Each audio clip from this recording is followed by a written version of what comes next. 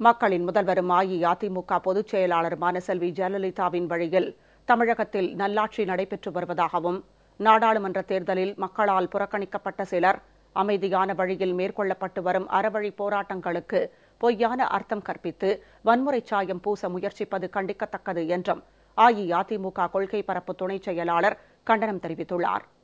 மக்களின் முதல்வரும் அஇஅதிமுக பொதுச் செயலாளருமான செல்வி ஜெயலலிதாவுக்கு எதிராக பெங்களூரு நீதிமன்றம் அளித்த தீர்ப்பை எதிர்த்து மக்களின் முதல்வர் மீது மாறாப்பற்று கொண்டுள்ள கழக தொண்டர்களும் பொதுமக்களும் அமைதியான முறையில் பொதுமக்களுக்கு இடையூறு ஏற்படா வண்ணம் ஆங்காங்கே உண்ணாவிரதம், அமைதி ஊர்வலம், கோயில்களில் சிறப்பு பிரார்த்தனை உள்ளிட்ட அறவழிகளில் தங்களின் எண்ணத்தை வெளிப்படுத்தி வருகிறார்கள்.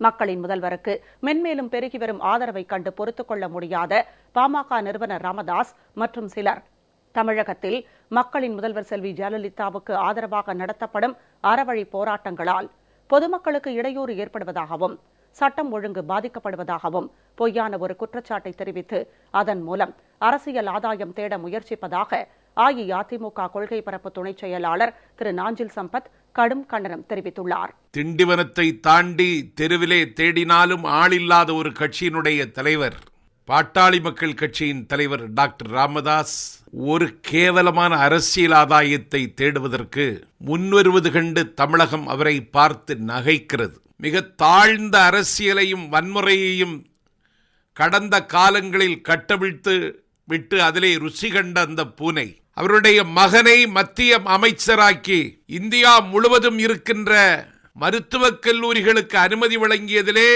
ஊழல் செய்து குற்றம் சாட்டப்பட்டு குற்றவாளி கூண்டிலே நிற்கிறார் அவருடைய புதல்வர் டாக்டர் அன்புமணி ராமதாஸ்.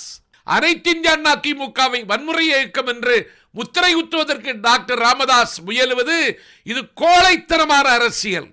எந்த காலத்திலும் இது எடுபடாது என்பதை நான் டாக்டர் ராமதாஸ் அவர்களுக்கு பணிவோடு தெரிவித்துக் கொள்கிறேன்.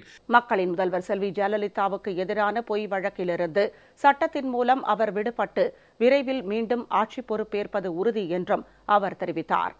கார், கடல், பார், பரிதி, நீர், நில உலகம் உள்ளளவும் இந்த நிலத்தில் எத்தனை பகைகள் எத்தனை வடிவத்தில் வந்தாலும் அந்த பகையை நிலைகுலைய செய்யக்கூடிய வல்லமை புரட்சி தலைவி அம்மாவிற்கு உண்டு.